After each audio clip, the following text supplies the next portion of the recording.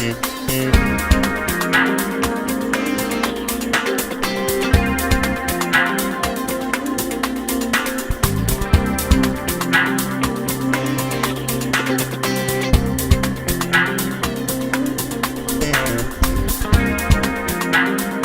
name's David Alvin, and I'm a planner with the Massachusetts State Food Plan Project. And we're here at the Lawrence Senior Center today to talk with the members of the Mayor's Health Task Force about what this food plan can mean to Lawrence. And we're being hosted by Groundwork Lawrence, as well as the Mayor's Health Task Force. We're doing meetings like this all around the state. I actually work out in Springfield, and we're finding out for the statewide plan what's going on in our regions. So this is a meeting to talk about what's happening in the Northeast region.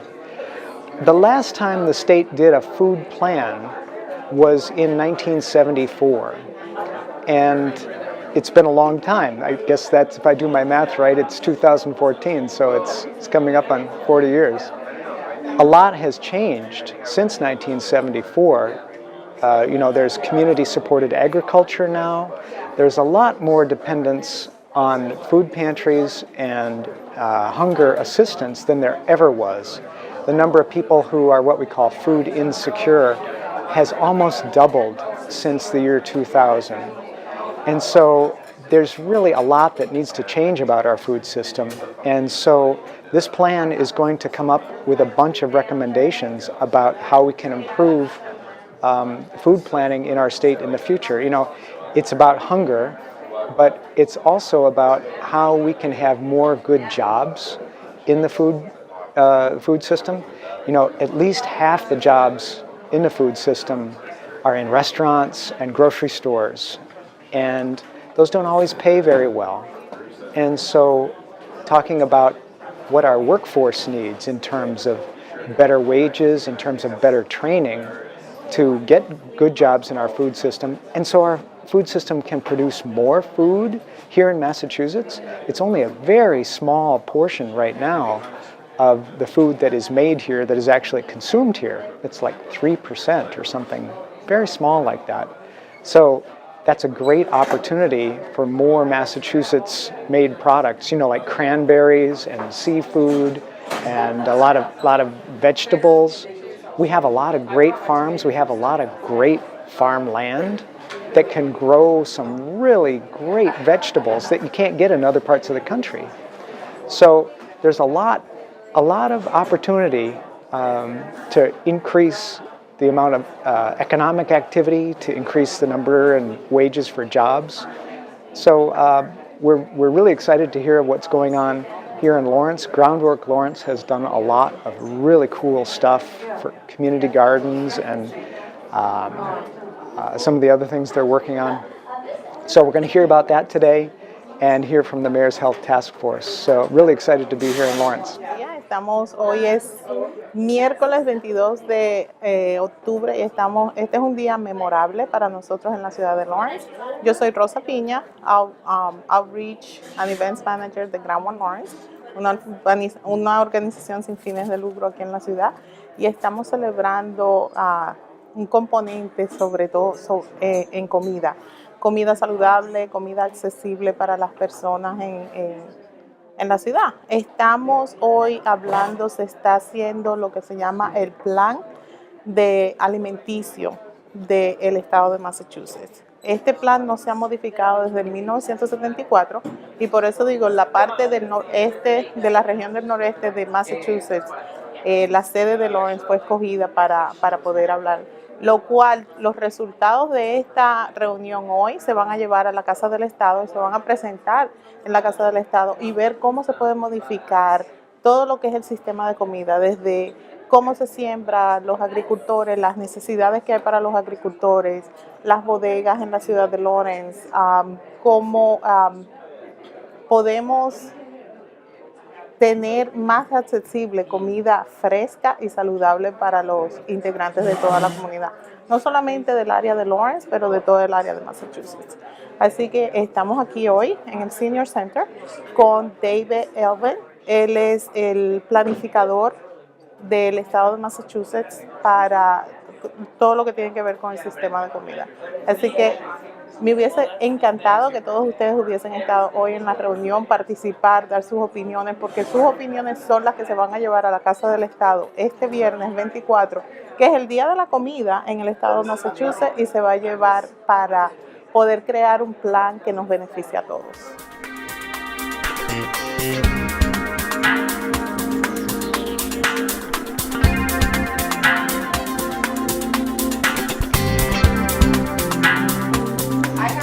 Privilege. Heather actually asked me if I would host this, and I definitely think that this is a no-brainer. It should be hosted because we've been working so diligently in trying to make sure that the farmers market gets used more, that people eat healthier.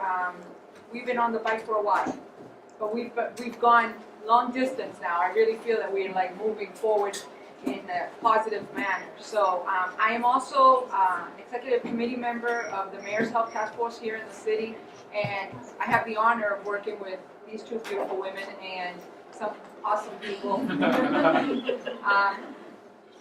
This lady here on the left that I'm going to introduce is Vilma Laura, and she works for the YWCA, and she's also the coordinator of the Mayor's Health Task Force, but she's also my sister. Another mother. We're not sisters really, but we say we are. Because we actually get along that way. Sometimes we love each other, sometimes we hate each other, but we still like each other. But anyways, I give you Vilma Laura, and welcome. If I can be of any assistance, feel free to come. Well, good morning. I'll be brief because I know we've been waiting. Welcome to the Mayor's Health Task Force. This is actually the space where we host our regular coalition meetings every other month. And also, this is the day when the fourth Wednesday of the month, where we have our Healthy Active Living Working Group meetings. So when Heather asked me if we could use this space and the time and space to host this, what better reason to do it? So welcome to our home.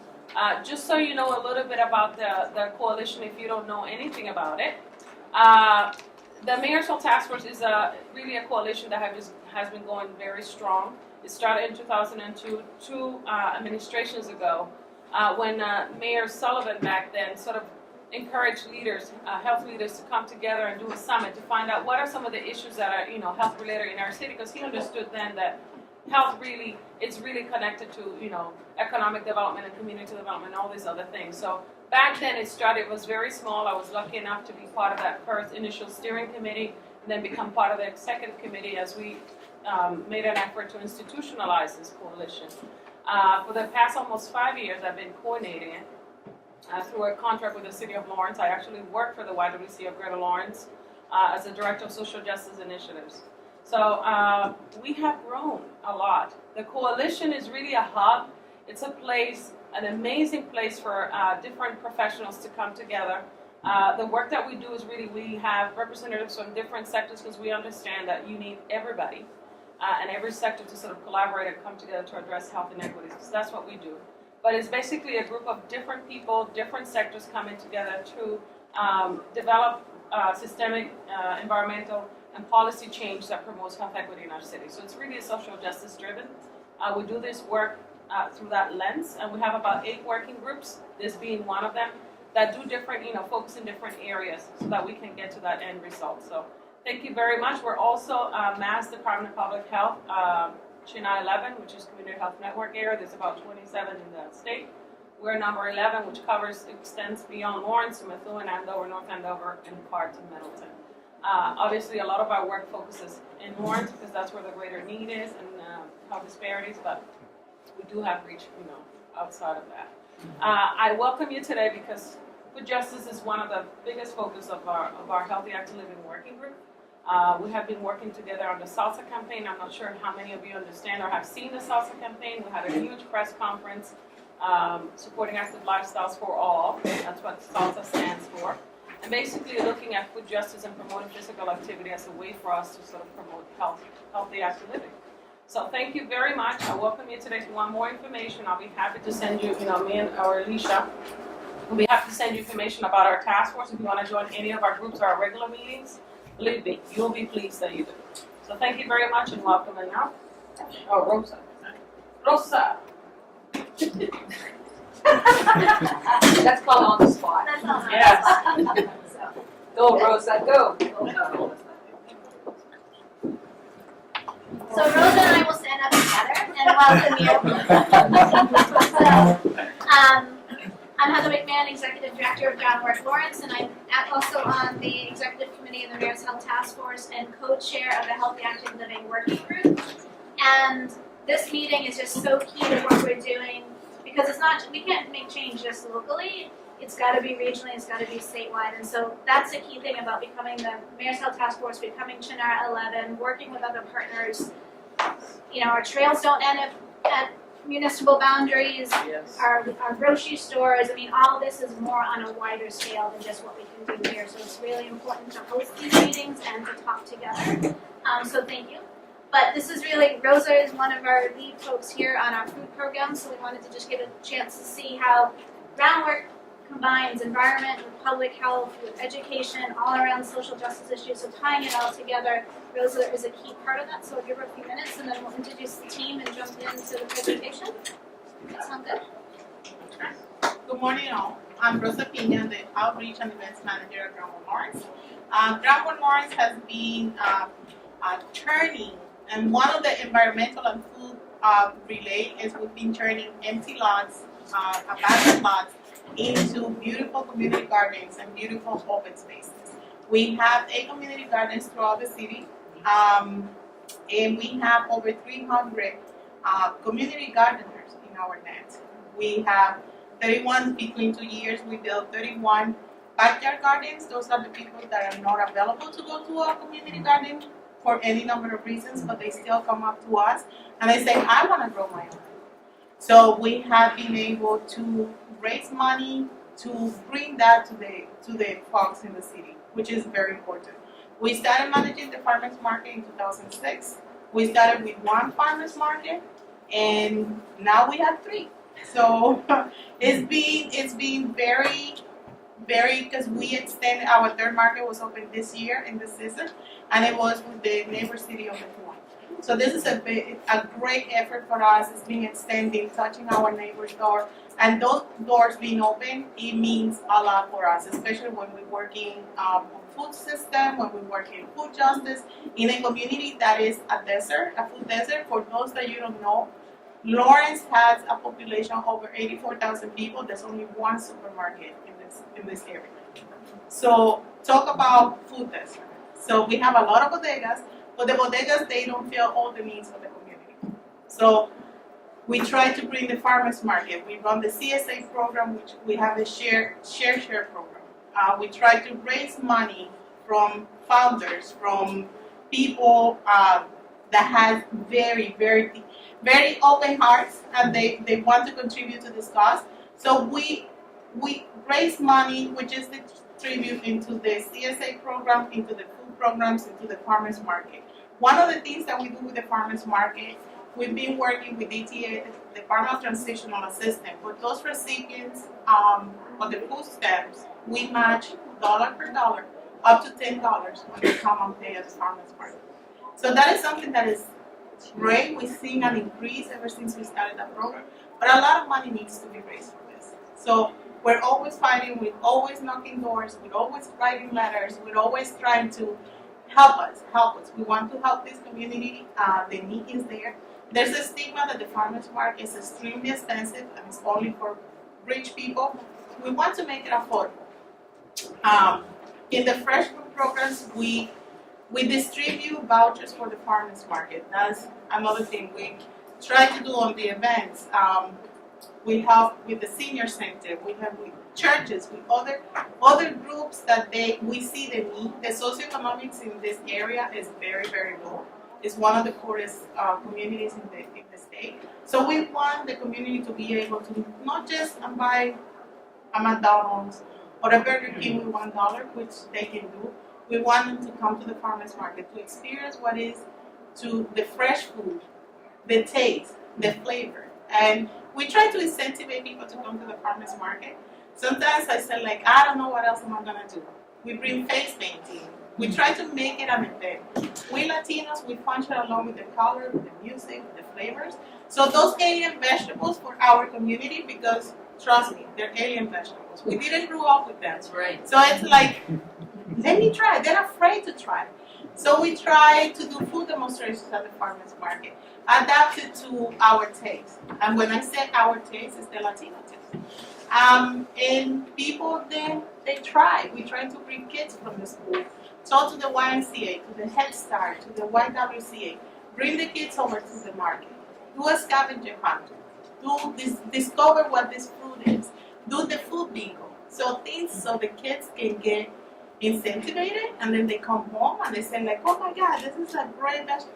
Sometimes I have come to the farmers, and some people, they don't know where the lettuce grows, the kids, especially the kids. And it's sad when they think that the lettuce only comes from the supermarket. It's like, it grows. It really grows so they can make it grow. We also have 12 schoolyard gardens and different elementary and middle school. And we're actually reaching out to 1,200 kids per week. So it's a great work. It's a lot of work. But it's like if there's people like you that make it possible, we are there to work it. Oh, the veggie prescription program. That is something that unfortunately is not called that way anymore. The food and veggie prescription program was something brought by Awesome Ways. And we were working closely with the Greater Lawrence Family Health Center, which is co-sponsor of the farmers market in the city. And the way it worked, they were working with a targeted population, people with cardiovascular disease, with diabetes, with hypertension and other type of obesity and other type of diseases. They were giving per family member $1 per day. So if you have a family of 4, you got $28 a week. Those $28, they will come to the farmers market, and we will exchange it into pockets, card, whatever. We try to find a way for people to actually come to the market, and that was great. We had report of people saying like, my diabetes level went down. I had lost so much weight that my mom's gonna buy me a new dress. So those are the experience for somebody that might not be significant, but you know what that makes in the life of that child, in the life of that adult. The diabetes level goes down, that the hypertension goes down.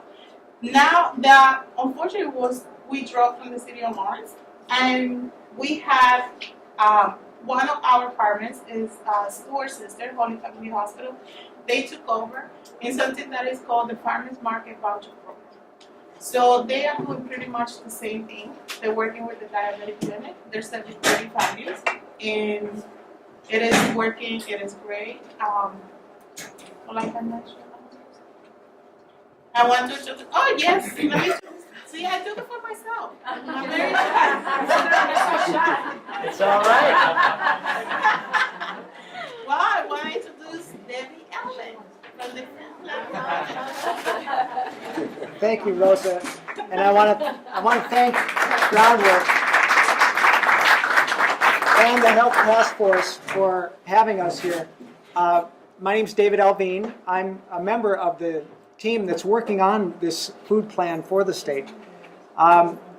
We wanted to come to Lawrence as one of the first places we identified because there's so much going on, as you just heard. And we knew you'd be able to bring people to the table, and we're doing a plan. We need to hear from people. And so that's what I'm hoping we're going to get to today. I'm going to minimize the amount that I talk. I want to just say I appreciate the last hour. Folks who got here a little after 9 spent chatting with members of the project team, kind of one-on-one. That's really important for us so that we get to know you, your issues. And I get a sense from the conversations I had, if I were to ask for a show of hands how many people know what a food system is, just about everybody's would go up. It sounds like this is a pretty knowledgeable group. So we're really excited to get that kind of feedback.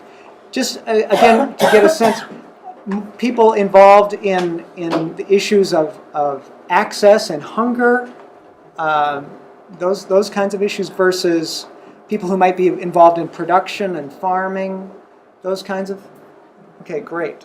It's all connected, but it helps us today. So what we're going to do is break into, we'll talk a little bit about what this plan is. And this show is more to tell you how we're organizing the plan, how we're going about our outreach. But we recognize that food is about everything. It's about the food itself that's on your plate, but how it gets to your plate, how it's processed, what happens when it leaves your plate, food waste, those kinds of issues, and then, of course, our hunger and accessibility issues. So what we're going to do is have 2 group breakout sessions, a total of 4 topics that I'll introduce through this presentation. So we're going to ask you to pick 2 topics, and then after the first half-hour session, we'll rotate. It'll be cacophonous and a little disorganized. We'll get some more food. But hopefully we'll have 2 good breakout sessions with each of you. So don't need to really belabor what a food system is. It's producing the food, processing it, selling it, transporting it, and then making sure at some point that it gets to people who are hungry and food insecure, and then dealing with the waste products of food. Our plan is trying to look at 3, what we're calling overlays to this part of the food system. Social equity. Is our food system fair to everybody? Eco-resiliency. Is farming and distribution being done in a way that sustains the environment? And then workforce. Are the jobs that are in our food system good jobs? And are there more jobs that we could have in our food system if we improved our training? If you look at our food system jobs in Massachusetts right now, 10% of jobs in the state are in some part of the food system. You can see the orange arrow here. Most of those are in restaurants, bars, and then the next sector there, the red bar part of the bar, is in stores, grocery stores. We hope there could be more grocery stores here in Lawrence. The production of food is actually a relatively small part of the number of jobs in food already. So it's interesting to know, could that grow? The other part, big part of the plan, is insecurity in food. People who don't know where their next meal is coming from at some point during the week.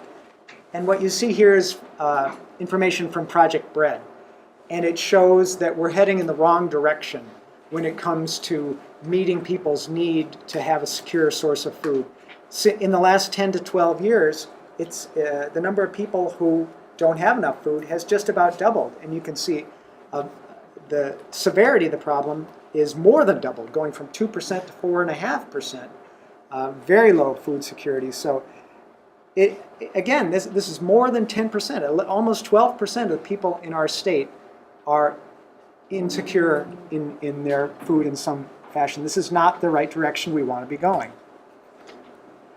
So to introduce the kind of sectors and topics that we're going to break into today, the first one is what we're calling food production. So it's farming, livestock, seafood, and aquaculture. That would be fish in tanks on land. And these are our agricultural product breakdown as of the most recent agriculture census. We've got about $429 million worth of agricultural products sold in Massachusetts. And about 3/4 of that are crops and the rest livestock. But you can see that's a very small proportion of our total Massachusetts economy. So we want to know if you think there are opportunities to increase that, because we'd like to keep more food dollars in Massachusetts. Right now we have more than 7,700 farms. We have probably the most number of community-supported agriculture, CSA farms in the country. The number of farming jobs and supporting jobs, about 68,000. And we've got 8% of our state's land area in farming. And then the seafood industry is very important. We'll see a slide on that in just a few minutes. We have Massachusetts' identity nationally is often associated with some of our food products. And you can see seafood, obviously, is #2. We're the #2 producer of seafood in the country. #2 in cranberries, #2 in wild blueberries. So I think maple syrup is on there. We're, I think, rivaling Vermont for that. So you can see that part of our identity as a state is related to our agricultural products. If you break down the number of, or the proportion of the crops that we harvest, you can see a lot of those are berries, 12% is berries, cranberries again, and we've got veggie crops, and then a lot of the farmland is in hay to support, hay and grass to support livestock. And I'm not sure how well this shows on the handout I gave you. This is a plotting of existing farmland across Massachusetts. And so you can see generally there's a lot out west where I'm from. Then there's a lot also down on the Cape, or on the what we call the southeast area, not all the way out on the Cape. And then there's a pocket in Worcester. I went ahead and blew up this area, and you can see relatively less farmland to some of these other areas in the state. So I think that's important to consider. We'd like to know from you, are there opportunities for more larger farms, but then also urban agriculture? This kind of a summary of what the nature of our farms are like. 2/3 of the farms in Massachusetts are smaller than 50 acres. That's very different from other parts of the country where we have, like out in Iowa or Minnesota, where you have much larger farms. And then the majority of farms are selling less than $2,500 worth of goods a year. So we have a lot of relatively small farms not selling too much. So we'd be interested to know if you think that's an opportunity for growth. And then here's the seafood information I mentioned. 11,000 jobs directly, people going out and fishing, bringing it back, processing it. And then 1,100 indirect jobs in related industries. That may be distribution and other industries. But $500 million worth of payroll. How can that be secured? You know, there's a lot of challenges facing the seafood industry currently. How can we hang on to that? Second topic we're going to ask you to choose from today, retail sales and distribution. This is grocery stores, co-ops, convenience stores. I understand there's a healthy bodega community here in Lawrence. People told me about that here, so it's important to know what's going on. Are there enough of these kind of outlets for people? And then is there sufficient distribution to get healthy food into those retail outlets? And here's the summary statewide. We've got close to 1,300 full-line grocery stores where you can get fresh produce and good quality meats. And then we've got, more than double that in convenience stores, and then nearly 6,000 sit-down restaurants and 4,700 fast food restaurants.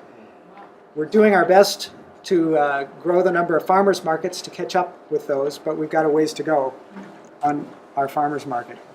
Another topic we're going to be ask you to talk about is food waste and then nutrients. And that is, how can food waste be put back into the soil so that it's healthy and can continue to grow the crops.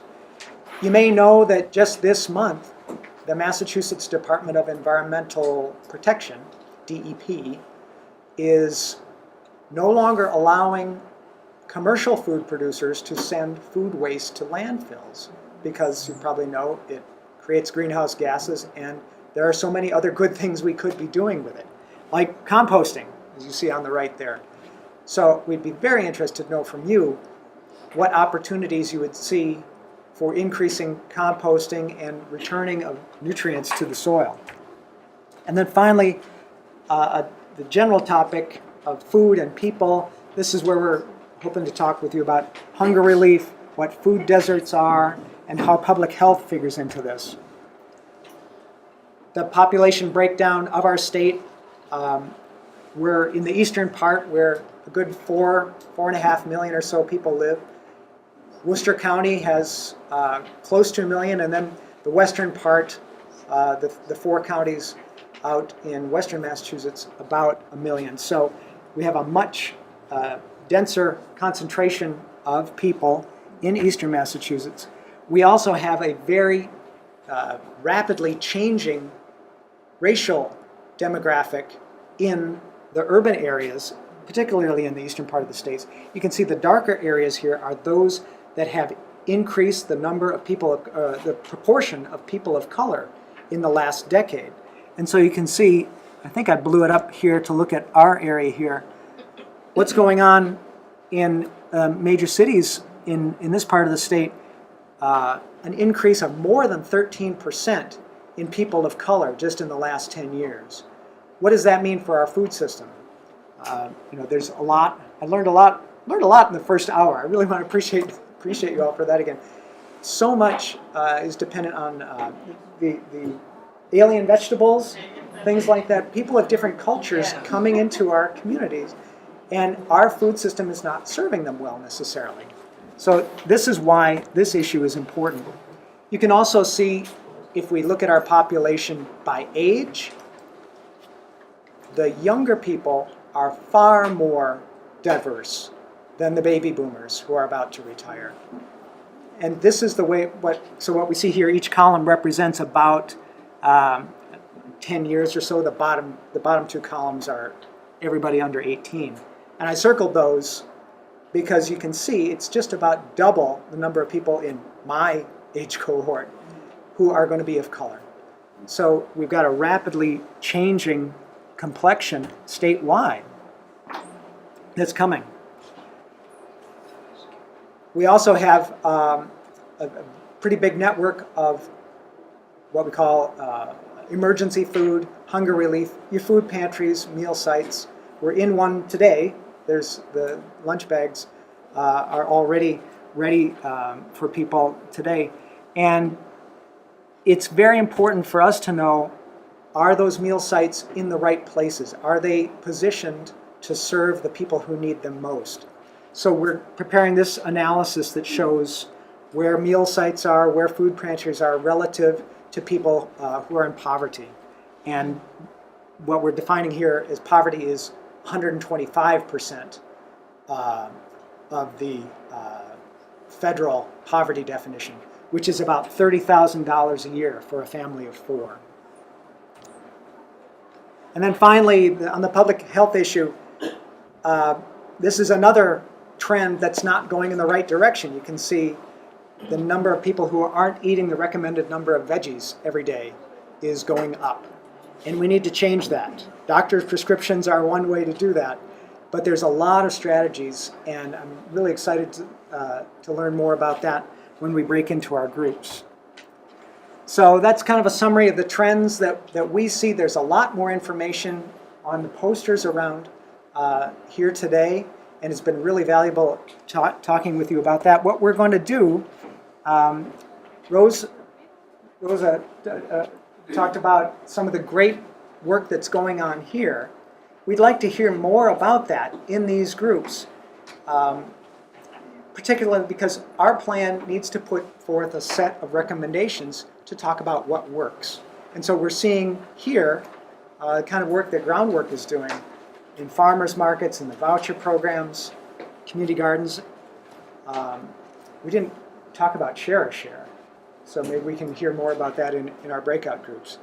But what's working here, and what do you think would work at the statewide level as well? So as I mentioned, we're going to break into 4 groups, and I think we're limited to this room. No. Oh, we're not? No, we have rooms. Oh, excellent.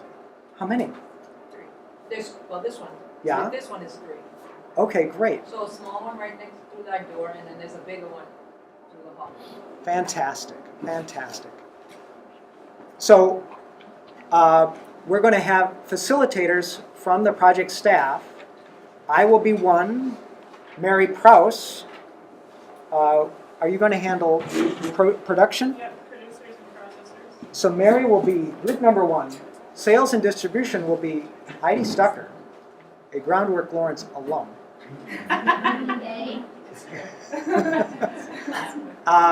And how about if you take the first conference room Sure. there, and Heidi, if you want to take the second conference room back there, and then we're going to have food waste, sustainability issues, all energy use, soil health, all these. It's really a broad topic. And our project manager, Julie Conroy, fresh from traffic on I-93, is an expert on those issues. And so she and I will be in this room. I'll be handling topic number 4 then, hunger, access, and public health. And you had something? I was confused, but I thought we were going to do 2 and 2. Right. So what we'll do is, if you will choose 2 of these 4 topics that you would like to give more detailed comments on, we'll talk in these groups for about a half hour, and then we'll flip. So you will only get to talk about 2 of these topics today in a small group, if that makes sense. And I'm imagining a lot of people are going to want to be in group number 4. So if you see group number 4 getting really big and wouldn't mind waiting until the second session to join that group, that might help us keep the groups more evenly balanced.